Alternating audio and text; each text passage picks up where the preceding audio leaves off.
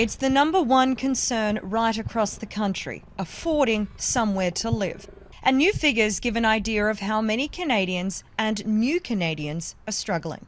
The housing burden is starting to become backbreaking. A study by the Angus Reid Institute finds 28% of Canadians overall are considering relocating from their current province because of housing costs.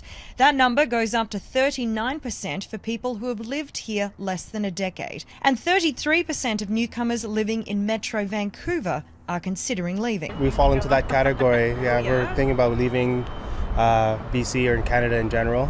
AJ was born in Canada. His wife is from Japan. They're considering leaving due to the cost of living. But when it comes to actually putting them to daycare, it's cheaper to be a homestay mom than putting them to daycare. The study also found Alberta is the most popular domestic spot to relocate to at 18%, while 27% would just leave the country. We can't have the lifestyle, we can't have the housing, we can't have the freedom, we can't have the free time, we can't have anything like what we had in Texas. Renters living in cities are having the toughest time, regardless of where they were born. The fact that these people want to get up and leave, about 40% of renters compared to something like only 16% of people who own a home in this country, it really does tell the story in terms of the haves and the have-nots. Last month, an Ipsos poll found more than 80% of Canadians cannot afford to buy a home, and now even renting is at the tipping point.